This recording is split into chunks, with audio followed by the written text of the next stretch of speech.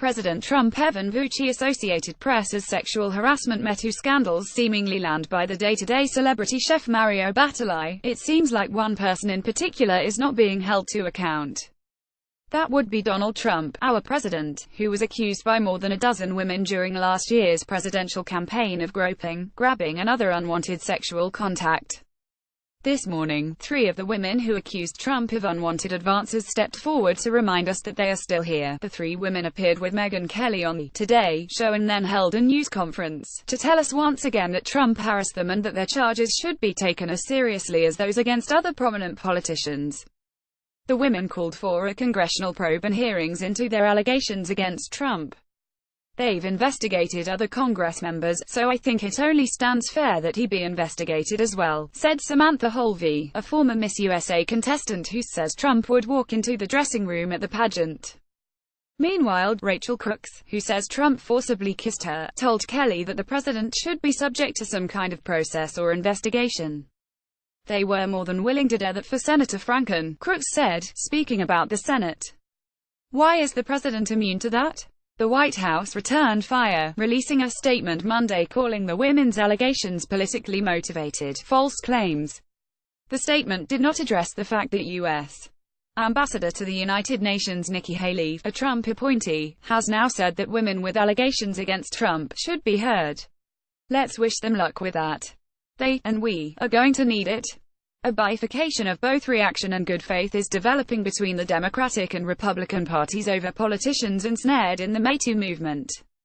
The left is increasingly likely to take allegations seriously and call for action, even when those charges are made against powerful progressive figures such as Franken. If anything, the Democratic Party could be accused of acting too quickly, tossing alleged malefactors such as Franken overboard before proper congressional hearings can be held to determine the seriousness of the charges.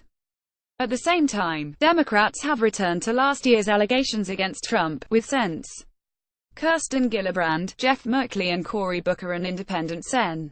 Bernie Sanders separately calling over the past several days for Trump to quit the presidency or at least give it serious consideration because of the sexual harassment allegations. Here you have a president who has been accused by many women of assault, who says on a tape that he assaulted women. He might want to think about doing the same, Sanders said on Meet the Press. Let's hear it for the Democratic Party and their polls, who after some fits and starts, seem to be finally reckoning with the fact that the MeToo moment is lasting a lot longer than 15 minutes and attempting to come up with a way of handling charges against members of both parties going forward. Democrats, for the most part, believe the women, or at least they believe in creating a process in which they can be heard, so much so that an increasing number are also willing to say that the women who alleged former President Bill Clinton harassed them at worst deserve to be taken seriously too. It's true that Republicans often say they believe women, too. But they believe in their agenda of cutting corporate taxes more.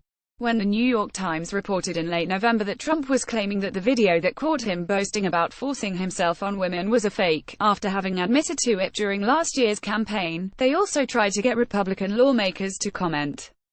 They didn't want to talk on the record about it, because they did not want to undermine the party's fragile negotiations over a much-sought tax overhaul, as the Times put it. Or take Alabama Senate candidate Roy Moore, who is accused of consorting with a 14-year-old and other high school students when he was in his 30s. Yes, some Republicans are walking away, House Speaker Paul D. Ryan, for one. But Senate Majority Leader Mitch McConnell, who previously said he believes the women, is carefully softening his stance and is now suggesting, the people of Alabama are going to decide. If you think the Republicans will refuse to seat Moore if Alabama voters elect him to the Senate, I know of a great bridge for sale in Brooklyn. Meanwhile, many Republican voters are inclined to dismiss the seriousness of the charges or not to believe them at all. This weekend, Vice posted a focus group of Alabama voters who are planning to vote for Moore.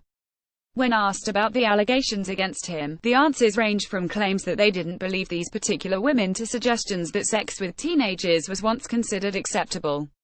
Needless to say, this is not evidence of a party leadership base that's prepared to take the continued sexual harassment allegations against Trump as seriously as they should.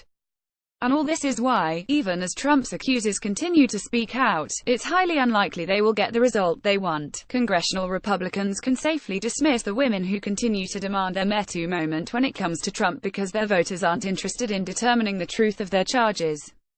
But Democrats in Washington are right to push for Trump's resignation, as unlikely as it is to happen. Even if it's almost certain Trump won't face Congress on this issue, that doesn't mean Democratic politicians should just move on. After all, they now hold the high moral ground, having pushed out Franken for allegations of groping, something that's horrid but that pales as an offense in comparison to what Trump is alleged to have done to many women. What's more, Democrats owe persistence on the charges against Trump to their voters, who increasingly want to see sexual harassment taken seriously. And they also owe it to Samantha Holvey, Rachel Crooks, Jessica Leeds, who also spoke today, and all the other women who have stepped forward in recent weeks and said Me Too. If you say you believe women, you need to act on it.